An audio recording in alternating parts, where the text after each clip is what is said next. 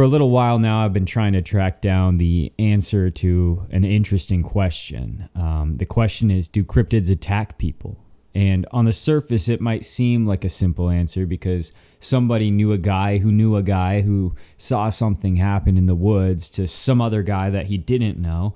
And that might sound a little extreme, but you do get the point. We can't really point to anybody with cryptid wounds, but we can point to people with wild animal wounds. If cryptids really did attack people, surely there would be more signs, right? Well, today we're here to look at those signs. So, welcome back to another episode of the 21 CD podcast. Let's get into it.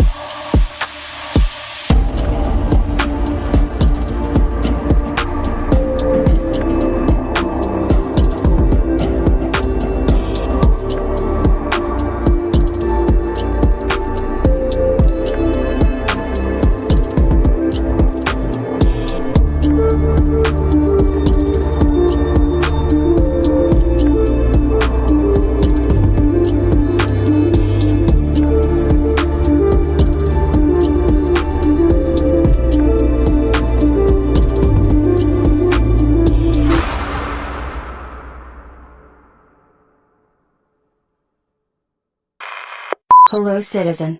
Be advised this content creator is human and is therefore subject to human error.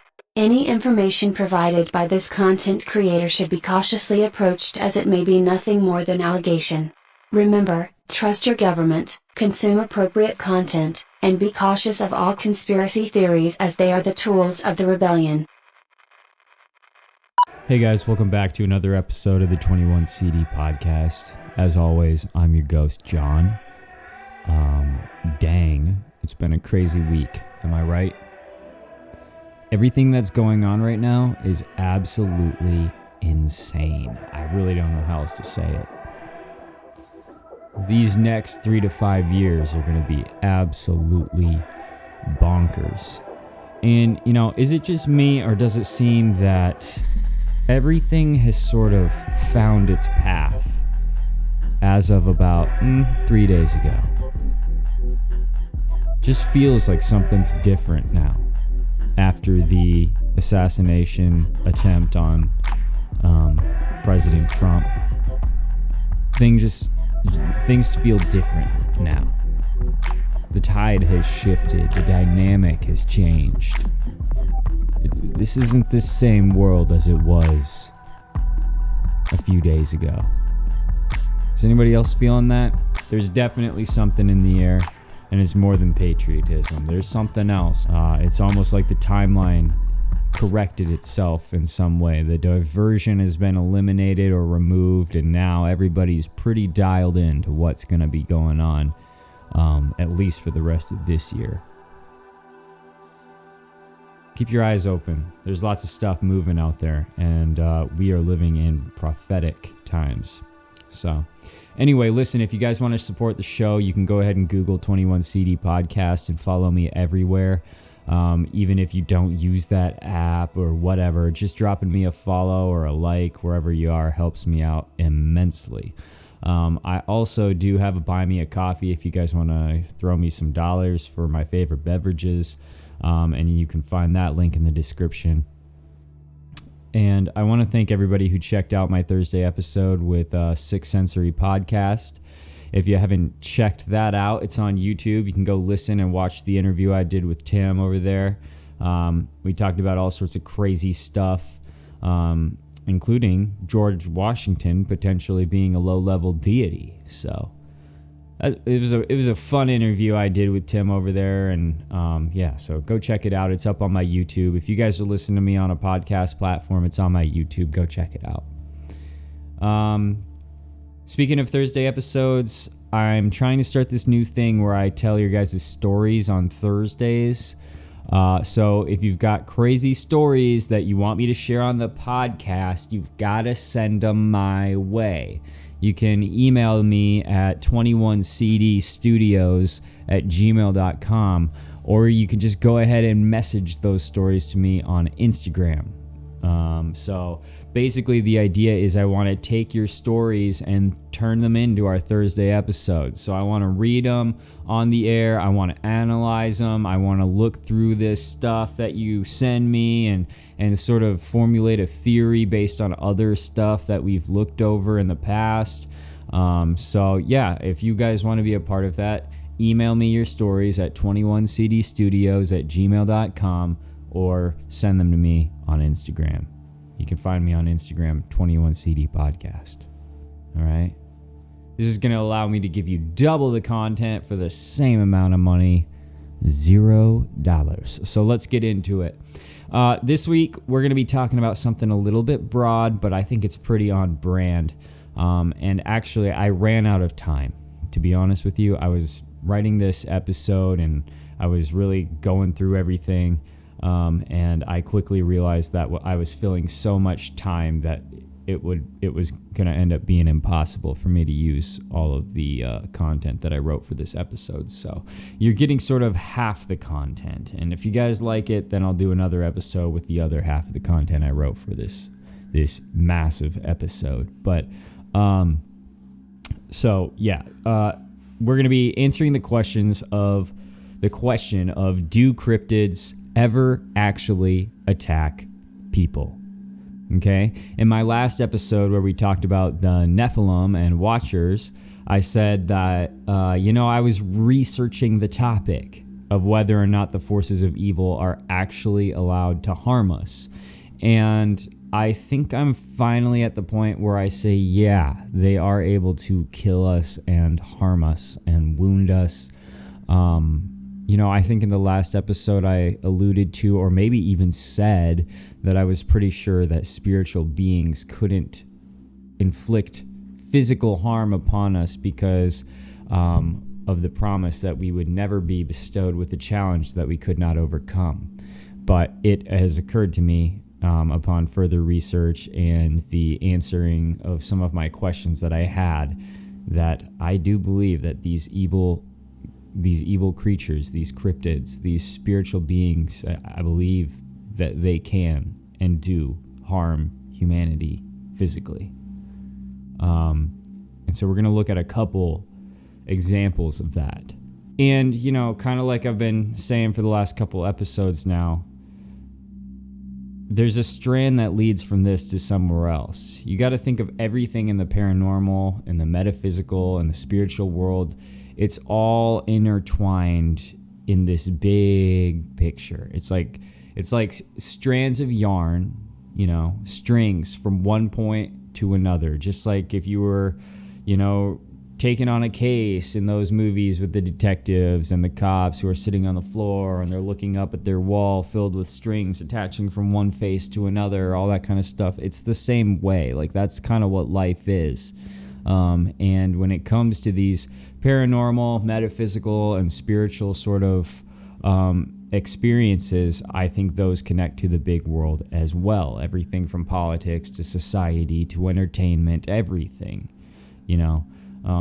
So it's these strings lead from one point to another, from Dogman to government experiments, from portals to CERN, and from CERN to the Antichrist. Everything is connected in some way. And so I think cryptid attacks lead back to fallen angel attacks on mankind. And I think that, inevitably it connects to politics and society and government and, of course, entertainment. But we have to actually look at real examples of these attacks to see how they actually connect back, right? So if we're going to sit here and we're going to say that cryptids are attacking people, when, where, show us the evidence, right? Well, those examples are admittedly kind of hard to come by, but I think that I have come up with a few that are very compelling, and we're going to look at that and sort of use this analysis to base studies of other attacks from spiritual and cryptid beings on human beings, you know. I've got one that you probably will remember because it happened fairly recently, and I've got one from a little further back in time. I hope all this makes sense, so that's kind of what we're going to be doing today. We're going to be looking at a couple of the most compelling attacks on mankind from cryptids in both recent modern times and somewhat recent past times. And remember that I do consider Bigfoot and all of these types of cryptids to be at least partially otherworldly. I'm not on the side that those beings are like a species, some unfound species native to Earth, you know? I don't look down on you if you do believe that. Not at all. I don't look down on anybody for any of these strange things we talk about, but I'm just not in that camp.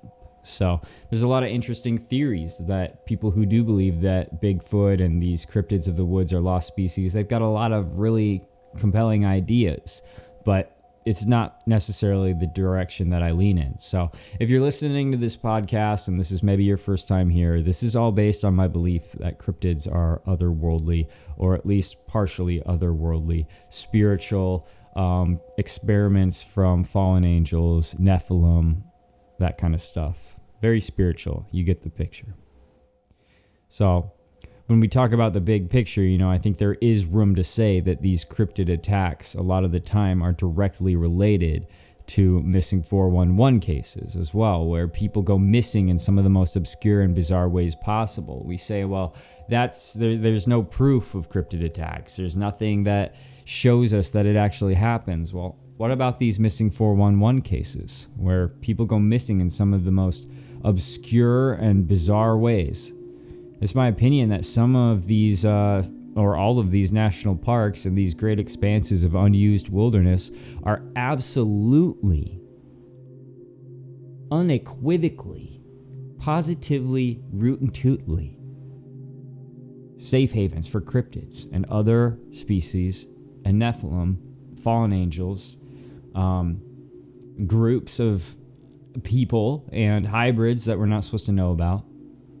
I believe there's all sorts of crazy stuff in the backwoods of these national parks that we're just not supposed to know about.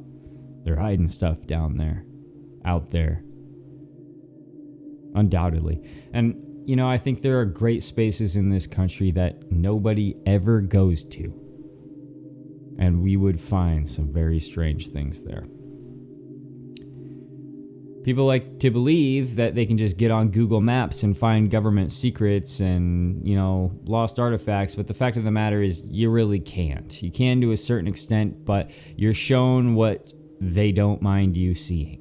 You're shown what they want you to see, what they allow you to see. And sure, once in a while, there's a whistleblower or there's some evidence for something that comes out that shouldn't have come out. But for the most part, everything is kind of engineered the way it's supposed to be.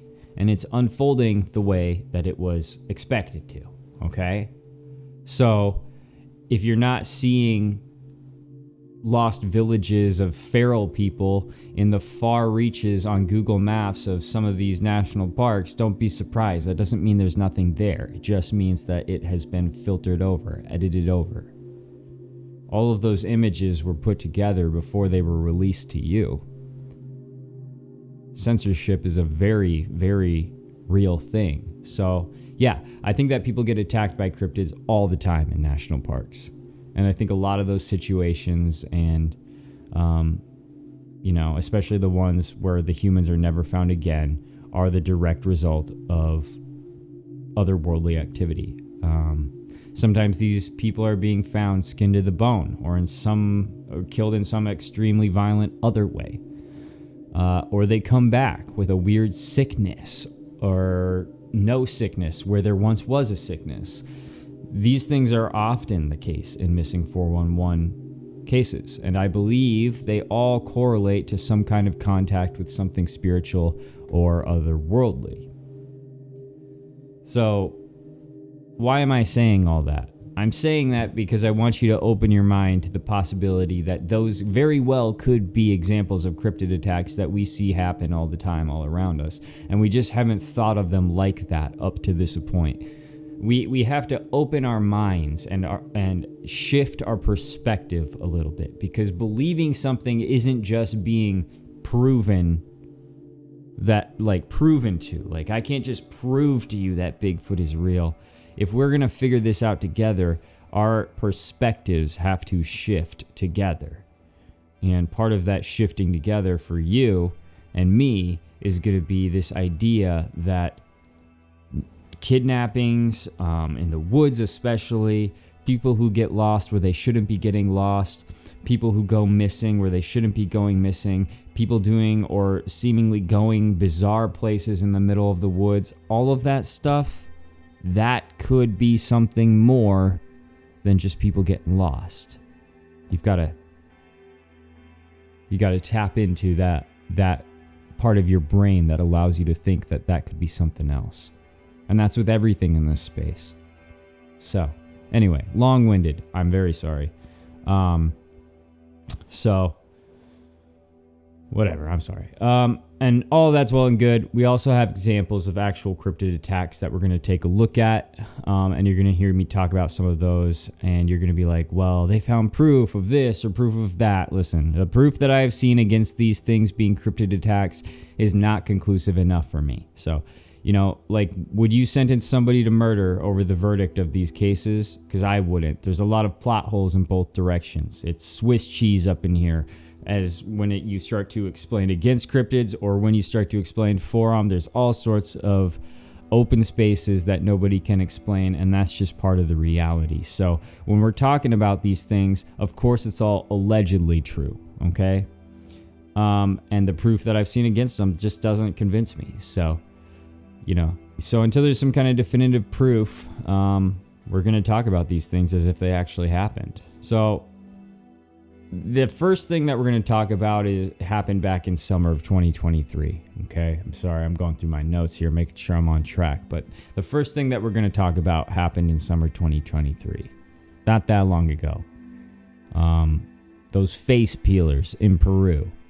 I don't feel like we really spent enough time on that. I did have a small episode on it, but after doing some more research on it, I think it's a perfect example of a situation where humans were attacked by cryptids in recent history. And I'm going to read you this article from the Jerusalem Post because it sums it up well, and it seems to have most of the facts that I've seen around and found myself.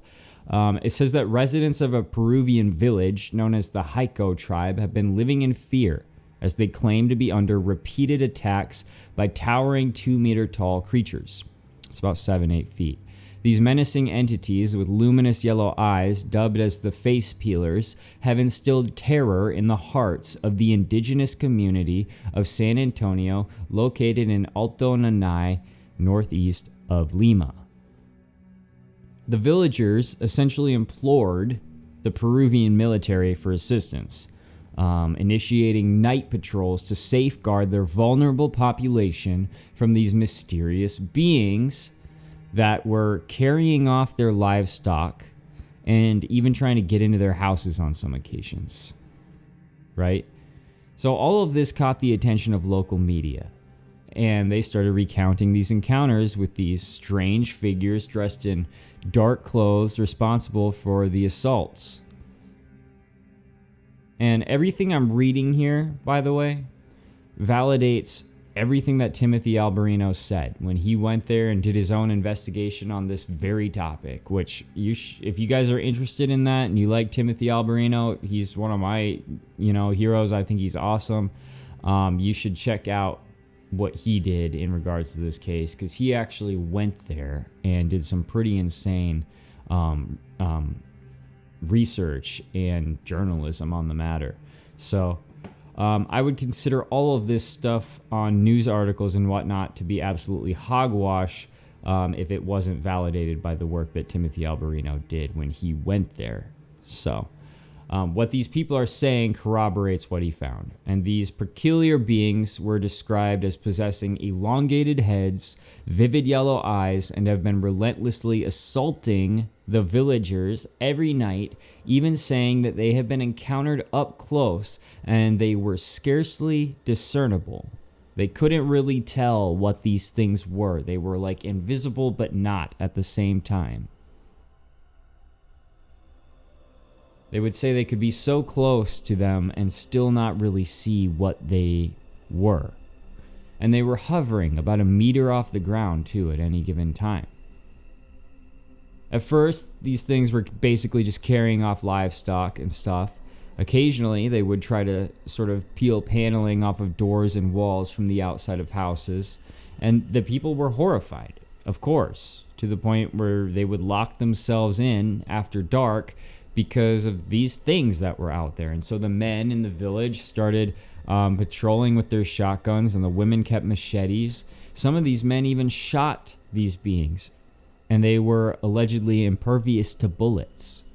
Either way, despite their pleas, the government sort of remains unconvinced that this is extraterrestrial or cryptid related. So they're choosing to blame these attacks on a gang of illegal gold miners who have essentially tried to terrify the villagers off of their land so that they can take it over and mine the land. And they did this with the assistance of jetpacks and apparently very advanced tech. Apparently there are actually a couple of specific gangs and cartels that really are in these jungles making most of their money off of gold mining because it's less risky and more lucrative than drugs. Makes a lot of sense.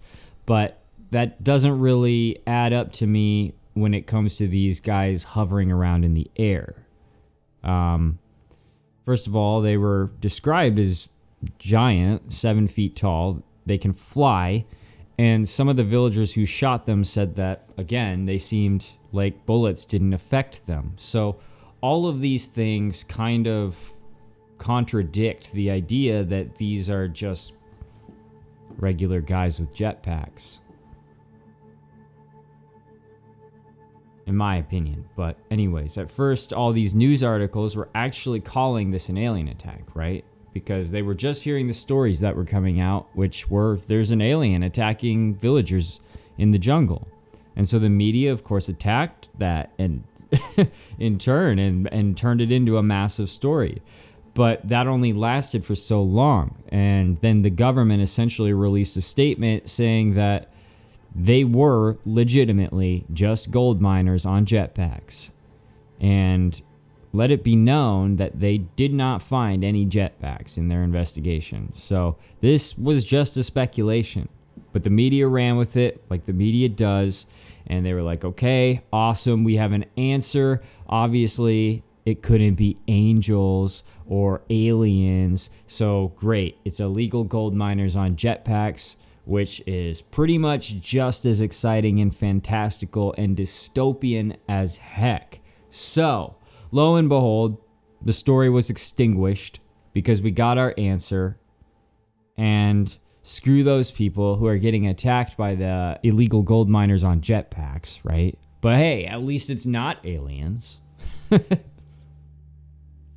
So, as a matter of fact, the Peruvian Navy did actually encounter a group of illegal miners, but strangely enough, they didn't seem to resemble what the villagers were seeing, and there was no high-tech hoverboards or jetpacks or UFOs or lasers discovered, and none of them knew anything about attacking natives with any of that tech either, by the way. But now that's all this story is, because the time changers strike again. So, look, nobody can say without a shadow of a doubt that this wasn't some psychological and physical attack on a group of natives by some cartel. But it does seem strange.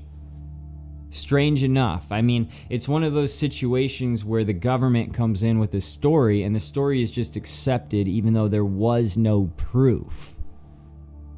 It was sort of a quick cover-up. Not very well explained, not very well proven. Nobody there to say that that's what it was conclusively. it's just a story that they put out there and everybody ran with to extinguish the one that was way too unrealistic, allegedly, which was aliens. Right? But let's not forget the whole reason of why we're talking about this in the first place. The attacks. These extraterrestrials, these aliens, were said to attempt to take the faces of some of these victims. Literally exactly what it sounds like. One guy did have most of his face completely removed. He said it was done by these things who essentially swooped in on him, dragged him away, and essentially started removing his face with some kind of laser. A little girl was also taken who had a very similar story. And these two people were not even from the same village as each other, if I'm understanding this correctly. So 2 isolated situations in 2 different places. And the little girl says that they dragged her away, sprayed something up her nose that sort of sedated her, causing her to come in and out of consciousness. And they were applying some kind of lotion to her face. It rubs the lotion on its skin. It does this whenever it's told. Okay. And she could allegedly hear them talking about if they put too much of this stuff on her face, it would ruin the skin. And they needed the skin in good condition, and they were going to remove it with one of these little laser tools. Now, according to Timothy Alberino, right, these people still live in a sort of fear of these things. So even though the news stories and all the articles have just gone away, they're still living in a state of fear. And he assisted them, he helped them and by providing them with some aid and gear. I've heard that they've somehow managed to acquire some extra security and equipment to help them. I guess the locals were given night vision and some other technology to help them out, cameras, all that kind of stuff. But the situation allegedly hasn't changed, and they're still just out there with those things, whatever they are, whatever they may be. If those things are still out there. Right around this time, by the way, is also when those aliens were invading Florida. That shopping mall, that was called, what was it called, Bayside or something? I forgot already. But that was also a very strange little time. As somebody who believes that we're drawing closer and closer every single day to something that is really not that far away, this sort of new age where monsters and otherworldly creatures are going to be crawling all over this place, I gotta say, it certainly felt like a shift in the cryptid universe.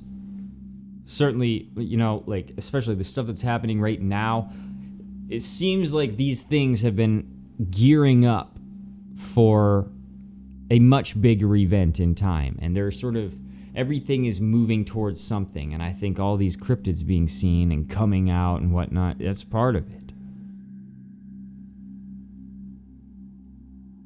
I mean, you gotta admit, the sightings are getting pretty intense, right?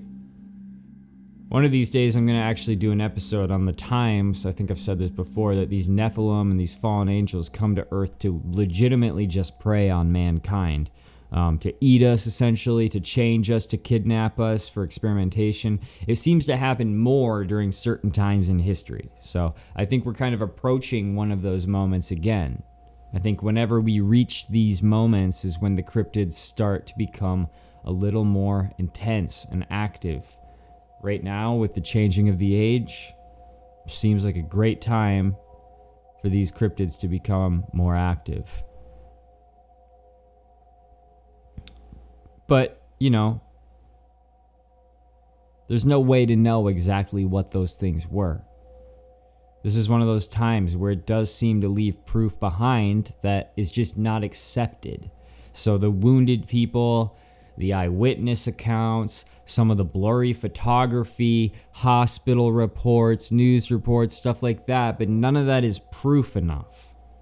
And the only proof is some idea that hasn't been corroborated, and this is how they do it.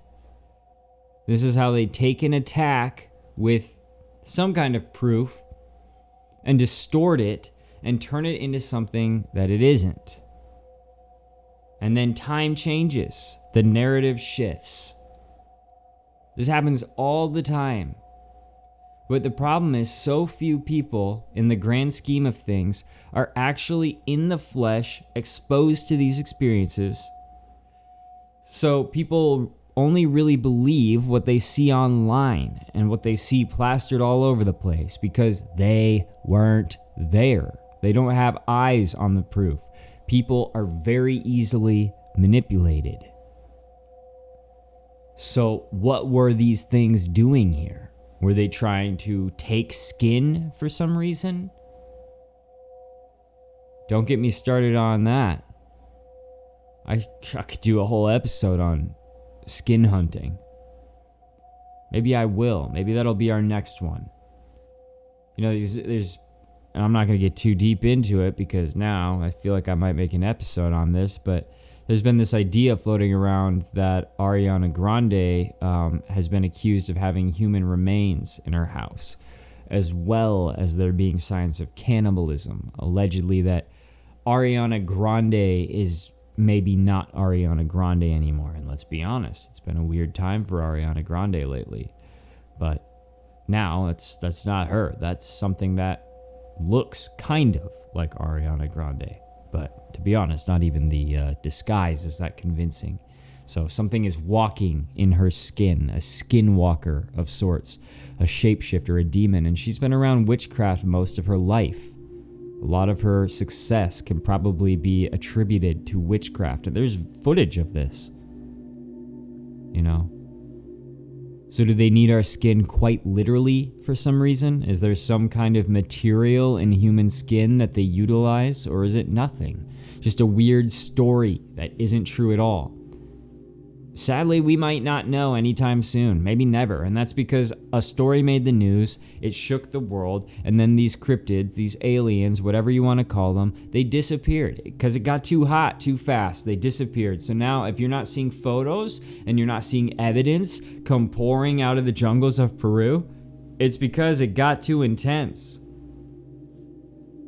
Like on the last episode, we talked about it. These things are not supposed to be in the limelight. They're not supposed to be in the forefront for everybody to see.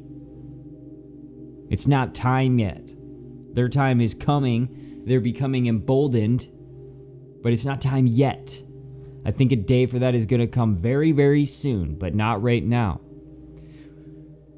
We're getting to a new chapter, no doubt. And these cryptids, these extraterrestrials, these spirit beings, whatever you want to call them, these fallen angels, the Nephilim, they're showing their teeth a little bit. But they are reminding us that they exist. There are things out there that are creeping up through the woodwork. And this will continue to happen. If we're not approaching the end of the world, we are probably approaching the end of some great time of significance. Either way, we've got these strange beings on this roller coaster with us. And for a lot of people, we're just starting to notice. So what do you guys think about this case? I know it probably isn't the one you were expecting to hear me talk about, and I know it probably seems boring right now because it was covered so intensely for such a short period of time that we kind of got the whole story and heard a bunch of people talk about it and then dismissed it. But I urge you to sort of consider it a story that may go down in history, and 100 years from now, they might actually talk about it like it's legitimate, and people like me will be researching that and saying, well, look at this story. This is a bizarre alien encounter. My people, that you lived it. You lived it. Okay? You know? Like, that's... Look at it seriously.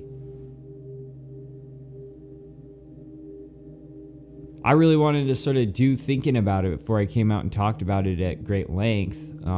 I did touch on it when it first happened, but didn't really go into a whole lot of detail because I didn't know much about it, and I wanted to wait for more info to come out and more people to do independent research, and, you know, sure enough, that happened, and now I'm talking about it. But extraterrestrials, aliens, whatever you want to call them, they're very interesting when it comes to our reality and the role that they play. It's my opinion that they are elements of this spirit world. Very closely related, if not fallen angels.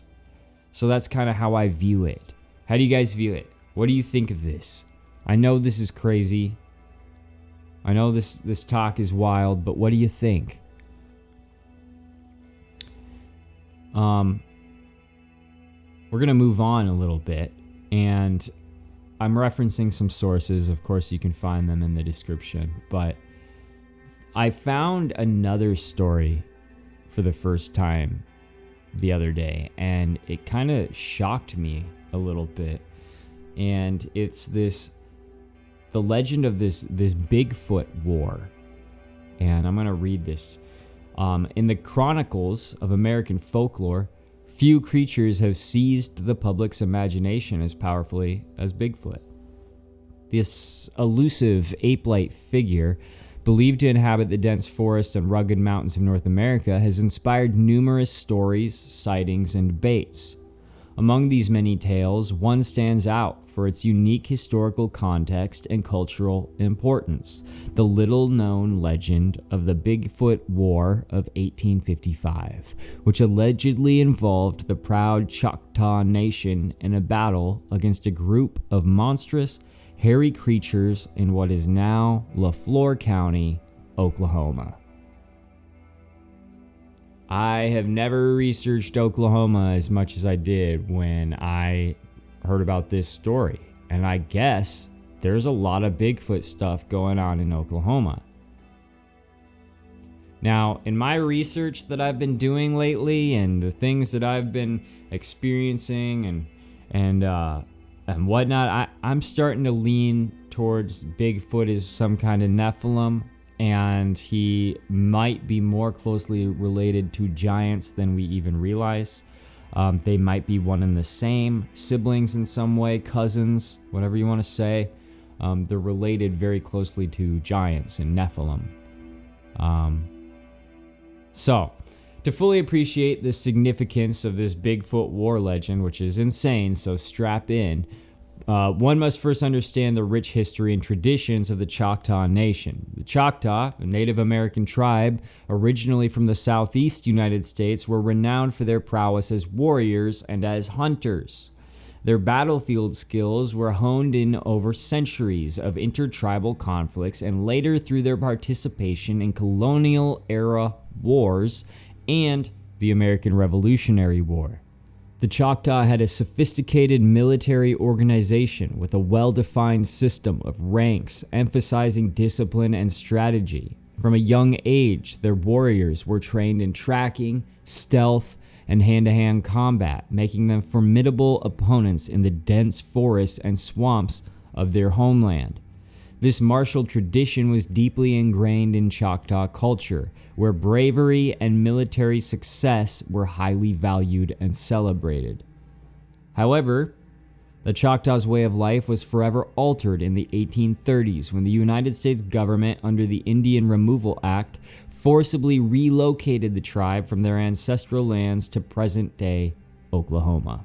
This traumatic event, known as the Trail of Tears, saw thousands of Choctaw men, women, and children endure an arduous journey westward, facing disease, starvation, exposure, and all of the plagues evil has to wield.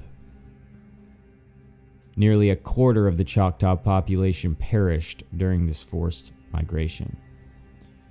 For those who survived the Trail of Tears, adapting to life in a new and unfamiliar land presented immense challenges. Stripped of their traditional hunting grounds and resources, the tribe struggled to maintain their cultural identity and tradition amidst overwhelming adversity.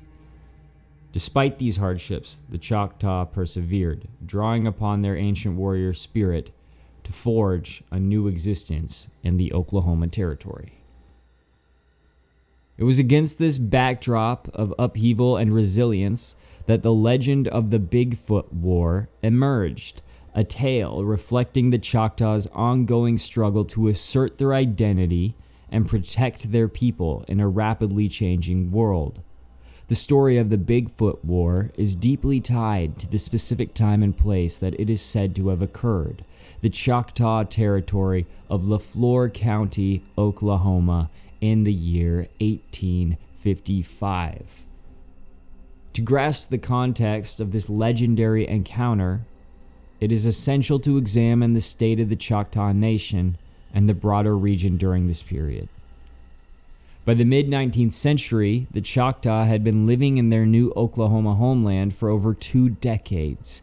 Despite the initial hardships of relocation, the tribe had managed to establish a measure of stability and self-governance in their territory. The Choctaw Nation had its own constitution, elected officials, and a system of laws and courts. However, the threat of American expansion and increasing pressure to assimilate into white society loomed large over the tribe. Isn't it interesting how they say that everybody here was just a bunch of savages and animals? Clearly not the case. And the Choctaw weren't even one of the largest pre-colonial era civilizations here. Leflore County, named after the prominent Choctaw family of the same name, epitomized the challenges and opportunities faced by the tribe during this era. The Leflores, a mixed Choctaw and French family, had long played a significant role in the tribe's political and economic affairs. Their influence and leadership helped bridge the gap between the Choctaw and the encroaching American settlers, but also highlighted the complex and often fraught nature of these cross-cultural interactions. It was in this context of change and uncertainty that mysterious raids on Choctaw settlements and local farms began to occur. According to the legend, unknown assailants were stealing livestock, crops, and other resources from the tribe and their neighbors, sowing fear and unrest throughout the region. Even more disturbing were reports of women and children being kidnapped from their homes, vanishing into the wilderness without a trace. And this is a common theme. Women and children being snatched up by these things in the woods is common theme.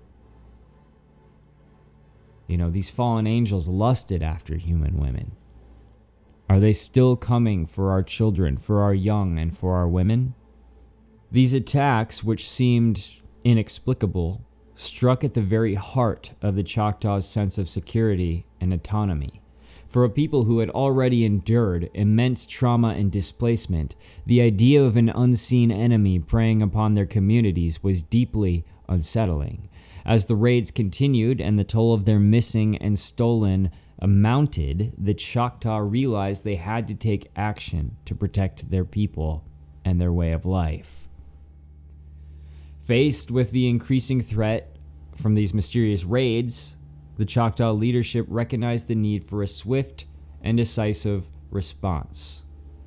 Drawing on their ancient warrior traditions, they assembled an elite group of fighters known as the Light Horsemen to track down and confront the raiders.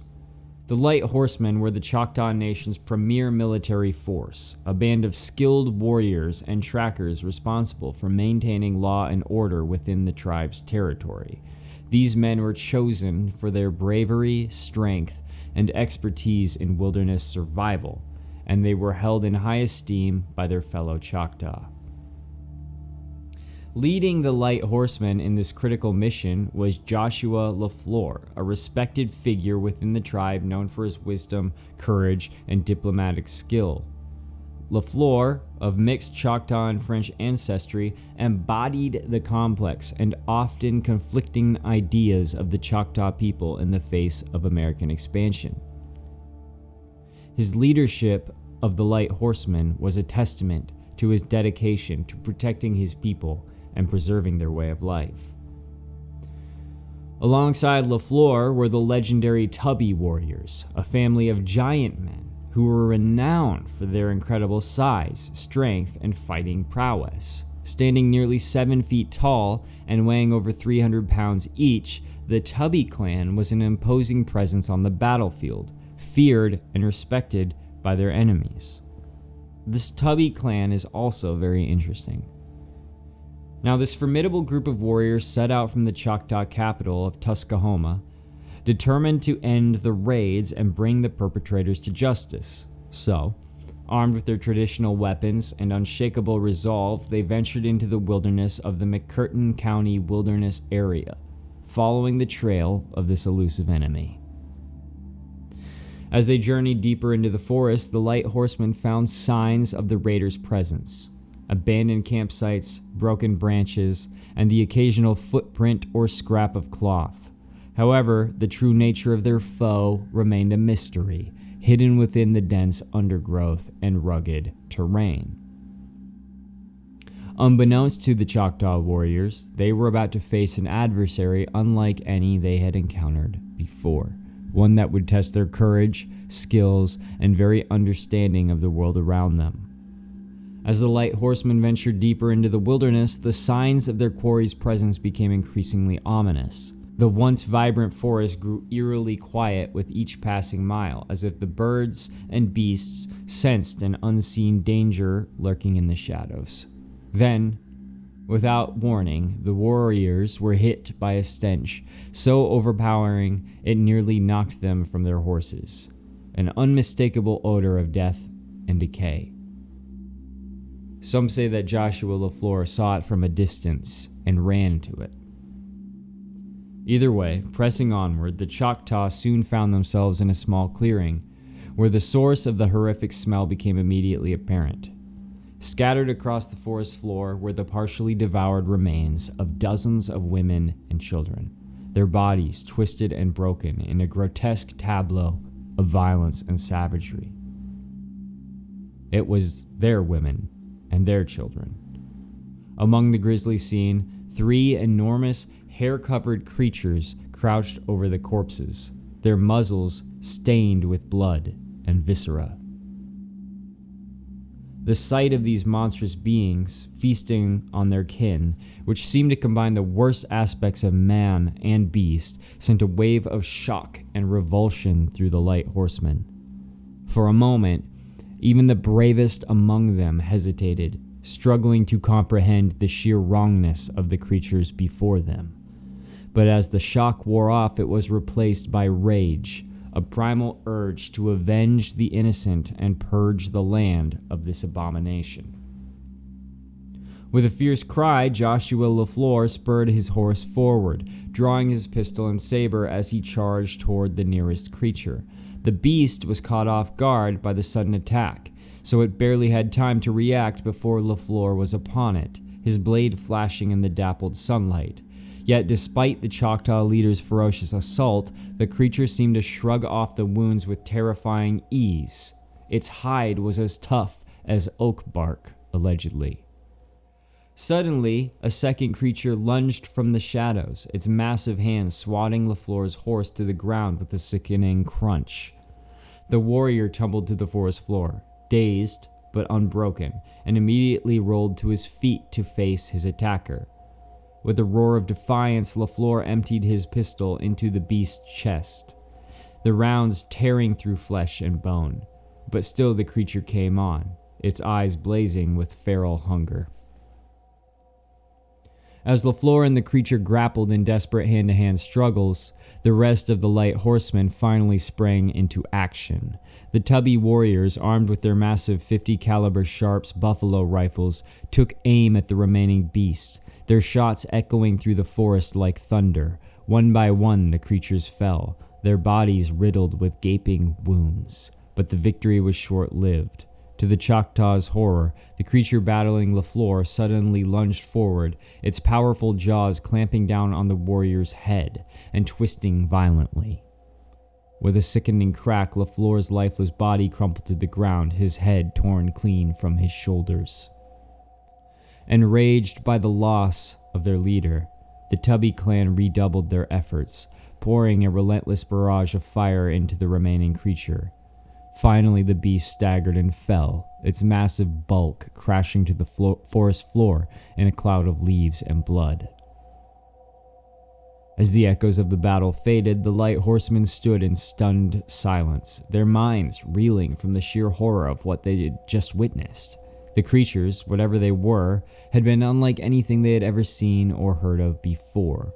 A nightmarish blend of animal savagery and human cunning, and yet even in death, the beasts seemed to exude an aura of malevolence, as if their very presence was a violation of the natural order. If it was a Nephilim, it indeed was.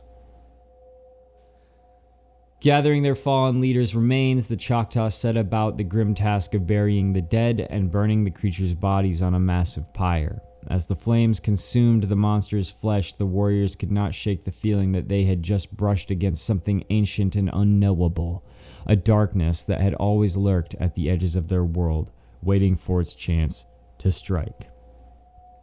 Now, of course, right? At that time, Oklahoma did not exist, and the area was officially designated as Native American territory. The specific region where they encountered these beasts was considered off-limits or sacred by the Native Americans living there. So, according to their history, most who ventured into these areas never returned, and those who did spoke of these monstrous creatures. They made every effort to avoid these beings, but it wasn't enough. According to their ancestors, these hairy bipedal humanoids would break into their camps, kidnap and eat their children, lending some credibility to this tale. My research indicates that a man named Joshua LaFleur did exist. He was a captain who did die in 1855. And while I don't know if this story is 100% true, these certain correlations do make me wonder. It's a fantastic story. You know? We know there are numerous alleged sightings of these beasts even today. Perhaps these legends and stories from around the world are true. And these huge ape-like creatures, whether they're giants or something else, have learned to fear us and how to hide from us. But sometimes they attack us. And when they do, it's extremely violent. So, yes, this is an insane story, and of course there are people who say that this story is a complete fabrication. There are people who say that this story not only never took place, but a lot of the characters in it were never even real. But this story is passed down by the people who were there, or who knew people who were there, and the families of the people who were there. This is allegedly all the proof that remains. The story of what happened as told by the people who were there, and as passed down by the people who heard the story. We don't know exactly what happened, and we most likely never will. But if we take the oral and written history that has been passed down through generations literally, then this happened. And if we believe the Peruvians who were attacked by face peelers, and believe that they were telling the truth, then that happened. But we allow these other stories to pollute the truth once in a while. And I'm not saying that happened here, there, or anywhere. That's just the way things are, especially in the age of the internet. There's been a lot of things in history that have been recorded without proof. At a certain point, people stop accepting what was written down or what was said. Much of history has proof that could mean any number of truths. Do you believe in the truth that there is nothing, or do you believe in the truth that there's something more going on? Everyone has to decide that for themselves. But listen, that's all for today, folks. Thanks for tuning in to another episode of the 21 CD podcast. If you want to support the show, like I said before, please follow me everywhere, like and share. Go ahead and just give 21 CD a Google search and show me some love wherever you find me. If you want to support financially, I do have that Buy Me a Coffee or whatever it's called. It's linked in the description. We're going to be rolling out some merch soon. It's going to be exciting. I'm working on some projects. I've got some crazy stuff I want to do this year, and I'm excited to take you along for the ride. So we might even be talking to some old friends very soon. So stay tuned. And as always, don't drink the water and question everything. Later.